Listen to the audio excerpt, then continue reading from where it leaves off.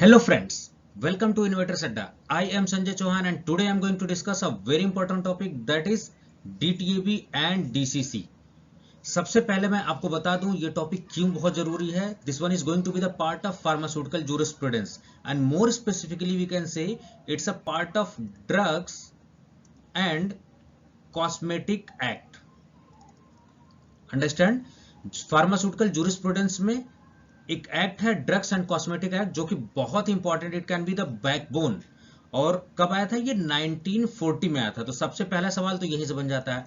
And rules 1945, ये बिल्कुल याद करके रखना आपको. ये टॉपिक हमें क्यों पढ़ना है? Because this one is going to be the most important topic for the drug inspector exam. जो लोग ड्रग इंस्पेक्टर का एग्जाम देने जा रहे हैं, जो लोग फार्मासिस्ट का एग्जाम देने जा रहे हैं, जो लोग जीपैड के लिए देने जा रहे हैं, जो लोग नाइपर के लिए जा रहे हैं, इन सभी लोगों के लिए इंपॉर्टेंट है. लेकिन सबसे ज्यादा जो जरूरी है वो किसके लिए है? ड्रग इंस्पेक्टर एग्जाम के लिए जो भी है, या फिर drug control officer DCO. Recently मैंने एक वीडियो बनाई हुई है ड्रग कंट्रोल ऑफिसर पे, आप उसको देख सकते हो. ठीक है, तो इसलिए ये टॉपिक बहुत इंपॉर्टेंट टॉपिक है और कम से कम 2 से 3 क्वेश्चन जो है आने की बिल्कुल संभावना होती है. ठीक है, तो सबसे पहले हम लोग समझते हैं कि DTAB क्या है. DTAB फुल फॉर्म है आपका ड्रग टेक्निकल एडवाइजरी बोर्ड.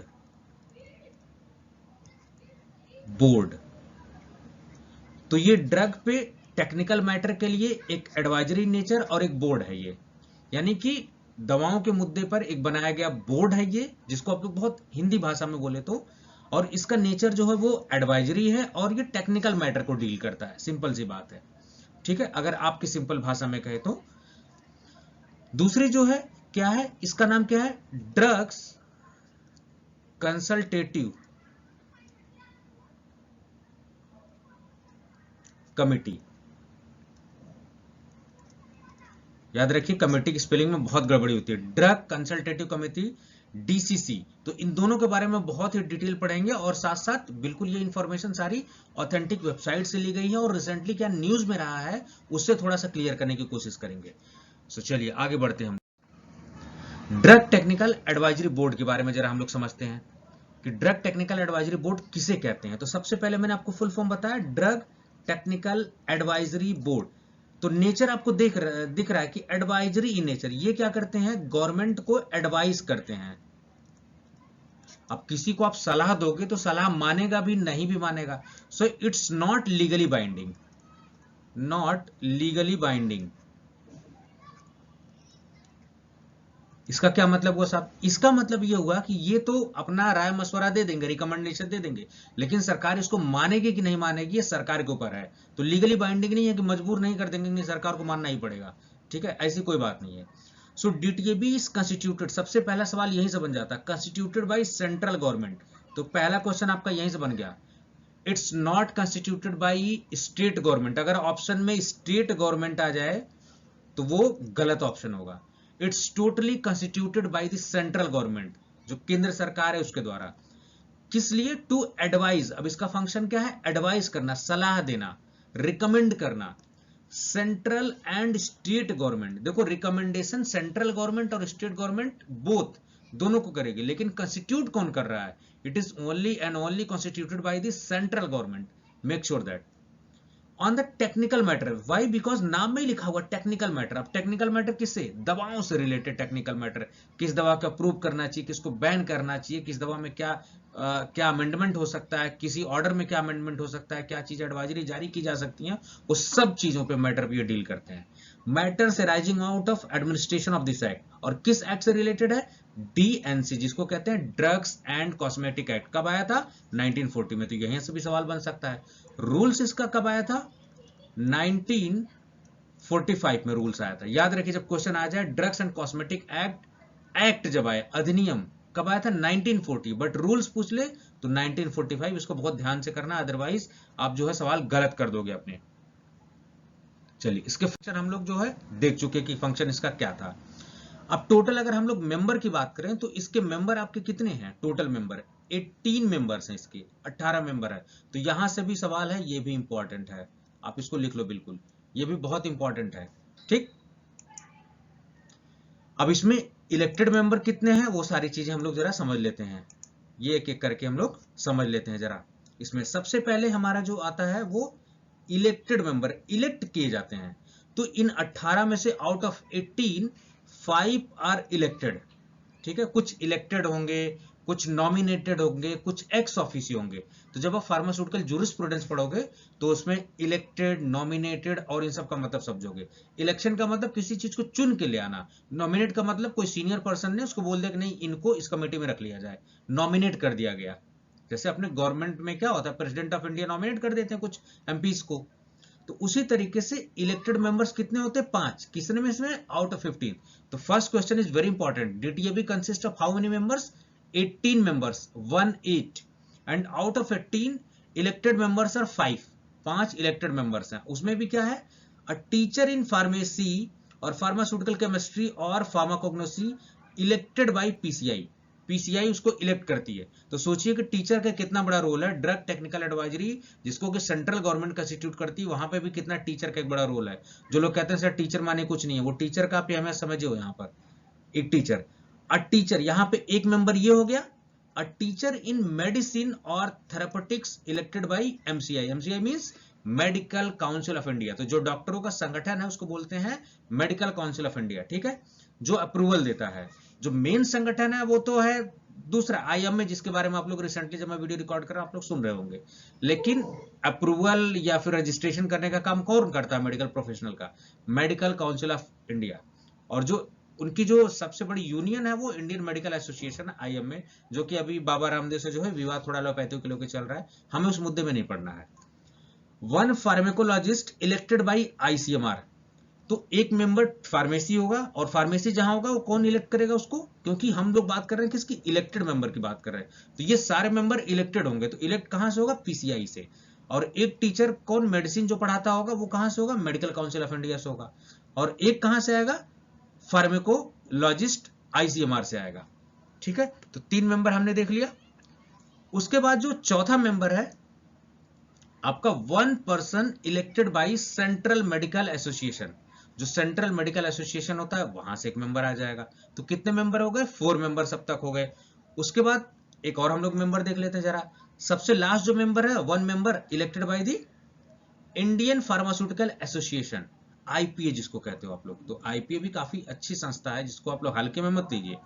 सो एक पर्सन फार्मेसी से आ गया जिसको कि पीसीआई ने इलेक्ट किया, एक पर्सन जो है मेडिकल काउंसिल ऑफ इंडिया के द्वारा आ गया, एक फार्मेकोलॉजिस्ट आईसीएमआर की तरफ से आ गया, एक पर्सन सेंट्रल मेडिकल एसोसिएशन की तरफ से आ गया, एक पर्सन इंडियन फार्मास्यूटिकल एसोसिएशन की वजह से आ गया।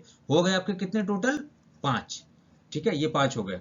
अब चलिए हम लोग जरा ये इलेक्टेड की बात कर लिया हम लोगों ने। अब जरा लोग नॉमिनेटेड देखते हैं कि नॉमिनेटेड कितने हैं। तो नॉमिनेटेड भी कितने हैं, 5। तो याद रखिए कि बाइफरकेट करके सवाल बन सकता है कि आउट ऑफ 18 नॉमिनेटेड कितने आपके हो गए, 5। इलेक्टेड कितने हो गए, 5। तो एक्स ऑफिशियो कितने बचे आपके, 8। सिंपल सी बात है। तो इस तरीके से बाइफरकेट करके भी आप देख सकते हो। चलिए, 2 पर्सन नॉमिनेट होते हैं सेंट्रल गवर्नमेंट से, who are in charge of drug control in states. जो ड्रग कंट्रोलर वगैरह स्टेट्स में होते हैं उनके जो है इंचार्ज 2 पर्सन यहां से हो गए, और 1 पर्सन फार्मास्यूटिकल इंडस्ट्री। अब देखिए कि ये कमेटी कितने एक्सपीरियंस लोग हैं। ठीक है, हर जगह से बंदे ये ले रहे हैं। Pharmaceutical industry nominated by central government. तो जो फार्मास्यूटिकल इंडस्ट्री का बंदा आएगा वो सेंट्रल गवर्नमेंट उसको नॉमिनेट करेगी। ठीक है, तो 3 बंदे हो गए, 2 बंदे और चाहिए, 2 गवर्नमेंट एनालिस्ट। तो government analyst nominated by central government. याद रखिए कि जितना भी नॉमिनेशन होगा सब सेंट्रल गवर्नमेंट से होगा। क्यों, क्योंकि सेंट्रल गवर्नमेंट ही इसको कंस्टिट्यूट कर रही है। तो 2 हम स्टेट गवर्नमेंट ऑप्शन में आ जाए तो प्लीज मत करिएगा, इस तरीके का क्वेश्चन आया हुआ डीआई में, जो मैंने डीआई का एग्जाम दिया हुआ था उसमें आया हुआ था ये क्वेश्चन। तो 2 गवर्नमेंट एनालिस्ट, आपको बता दूं, आपको एक्स्ट्रा इन्फॉर्मेशन ये नहीं पूछा जाएगा आपसे एग्जाम में, लेकिन गवर्नमेंट एनालिस्ट की भी पोस्ट है और आप बी फार्मा के बेसिस पे, गवर्नमेंट जॉब है ये, आराम से आप जो है चाहे जिस भी स्टेट में रहते हैं वहां का लोक सेवा आयोग निकालता रहता है। जैसे आप if you belongs from UP, Uttar Pradesh public service commission, if you belongs from Madhya Pradesh MPSC, if you belongs from Bihar BPSC. तो इस तरीके के सर्विस कमीशन ये सारे। तो 5 मेंबर यहाँ हो गए। तो कितने हो गए हमारे, 5 5 10 हो गए। ठीक है, 5 elected and 5 nominated. Now coming on the ex officio members, तो ये सब डिटेल में पढ़ना है। एक्स ऑफिशियो कितने होते हैं? 8 मेंबर्स होते हैं। अब 8 मेंबर्स में कौन कौन होता है ये याद रख लीजिए। एक्स ऑफिशियो आपसे बहुत पूछा जाता है, मोस्ट इंपॉर्टेंट जो क्वेश्चन बनता है सबसे ज्यादा डीटीएपी में वो यहीं से बनता है। इसको बिल्कुल एकदम रट्टा मार लीजिए, एकदम दिमाग में फिट कर लीजिए आप इसको। तो चेयरमैन कौन होता है इस 8 मेंबर से? Director general of health service, जिसको डीजीएचएस बोलते हैं। तो डायरेक्टर इसका कौन होगा? डायरेक्टर किसका? डीटीएबी का, director general of health services, DGHS. ठीक है। उसके अलावा मेंबर सेक्रेटरी, अब इसका सेक्रेटरी कौन होगा? उसका सेक्रेटरी होगा डीसीजीआई, जिसको बोलते हैं drug controller general of India. और यही एक बंदा होता है जो रिस्पॉन्सिबल होता है फॉर द अप्रूवल और ban of drug. So who is going to be responsible for the approval और banning of drug? DCGI, drug controller general of India. और ये कहां बैठता है? सीडीएससीओ में, central drug standard control organisation. ये क्या है?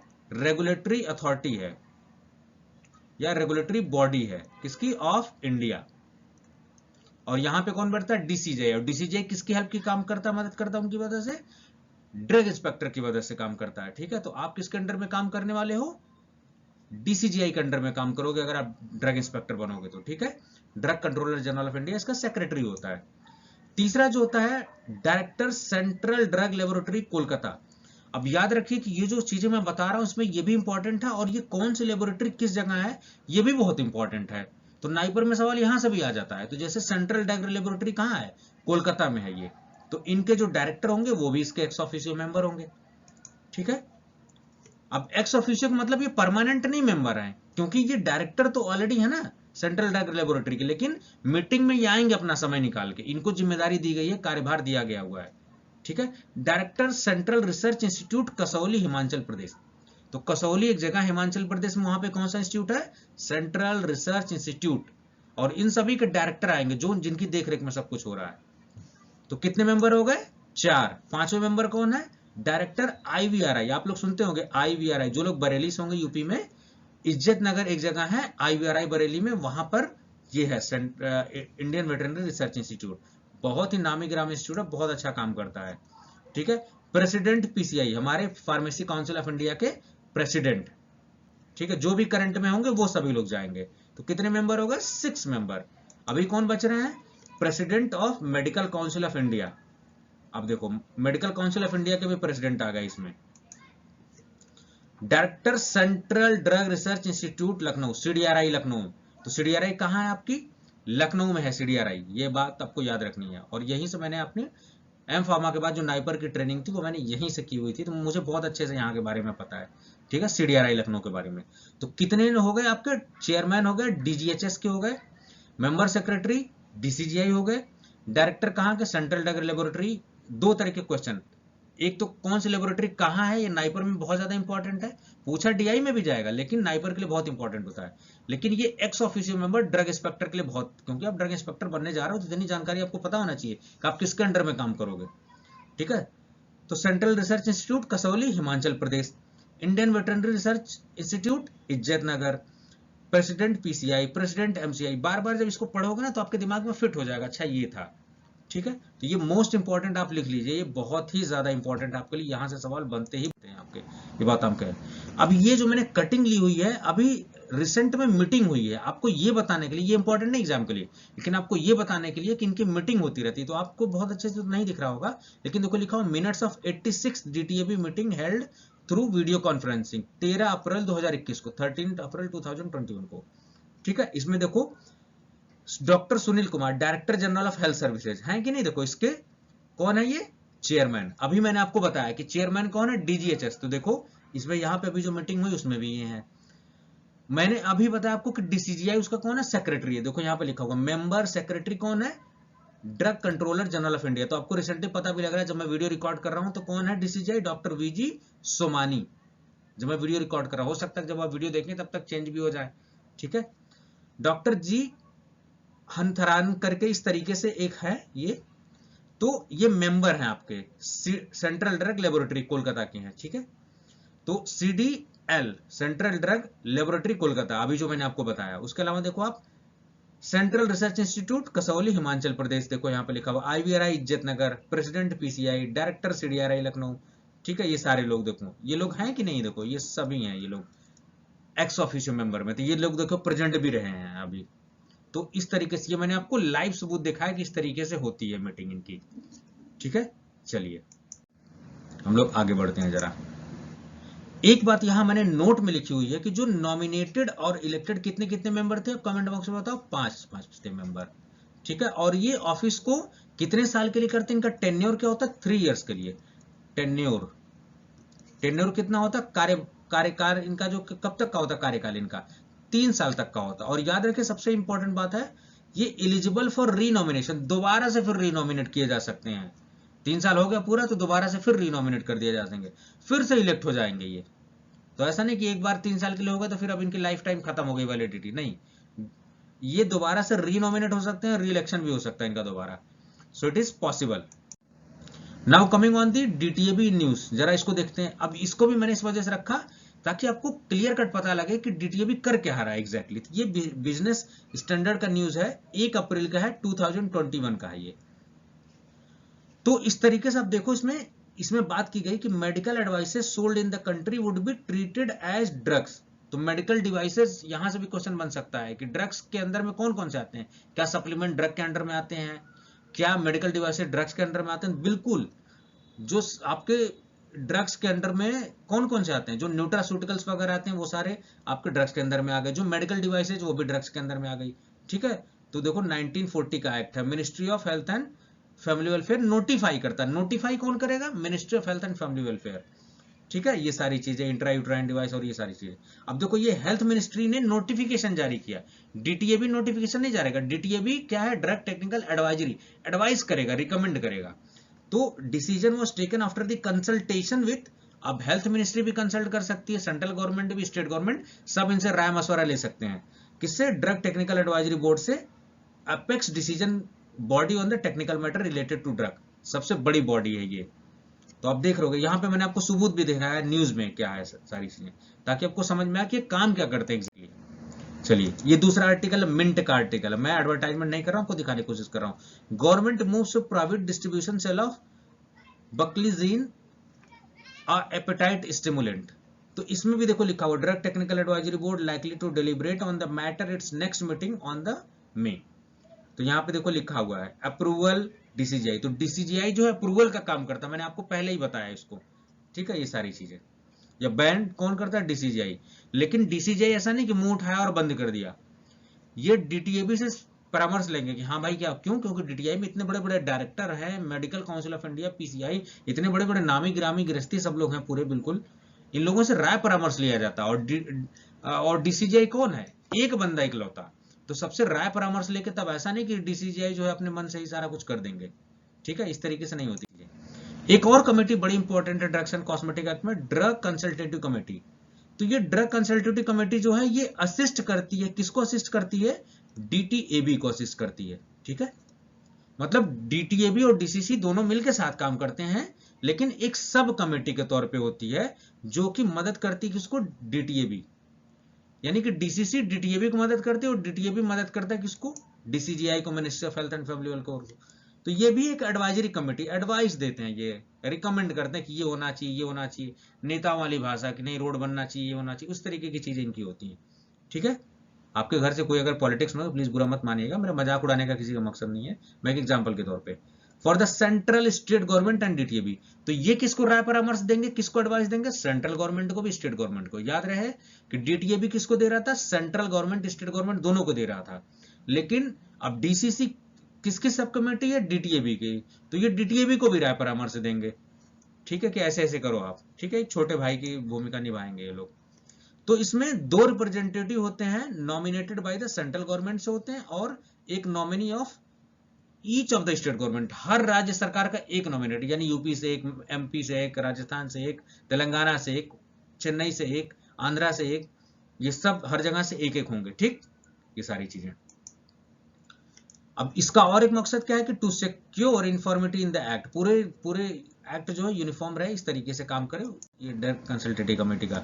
अब देखो जरा, इनकी भी रिसेंट मीटिंग हुई थी अभी, ड्रग कंसल्टेटिव कमेटी, यहाँ पे लिखा हुआ 60th स्पेशल मीटिंग वर्चुअली हुई थी। क्यों? क्योंकि जब मैं वीडियो रिकॉर्ड कर रहा हूँ कोविड की सिचुएशन चल रही, so each and every meeting is going to be virtual. 7 April 2021 को हुई है, CDSCO में हेडक्वार्टर में हुई है। ठीक है, देखो इसमें लिखा हुआ doctor VG Somani, drug controller general of India, chairman drug consultative committee, welcome all drug controller and thank them for attending the meeting. देखो मैंने कहा ना कि हर स्टेट से एक एक मेंबर होता है, तो हर स्टेट से कौन होगा? हर स्टेट के ड्रग कंट्रोलर होंगे। ठीक है, DCGI appreciated the effort made by drug controller to ensure availability of drug and vaccines to COVID-19, इस तरीके से। तो ये एक चीज आपको दिखाने की मैंने कोशिश की, ये सारी चीजें हैं। तो किसमें कौन सा मेंबर सबसे इंपॉर्टेंट है? DTAB, याद, बहुत ही इंपॉर्टेंट है।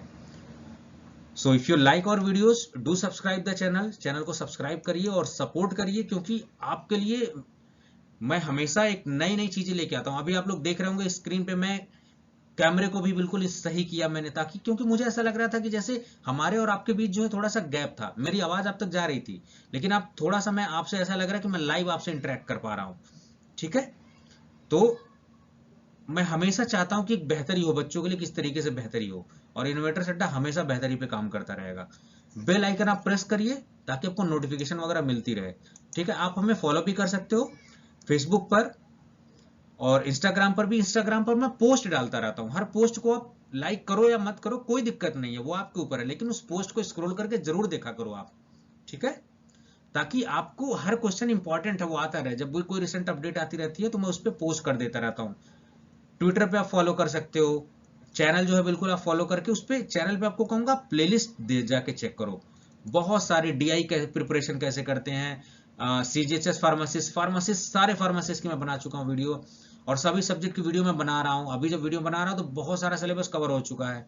ठीक है, आपको मैं गाइडेंस दे रहा हूँ, आपको क्या चाहिए।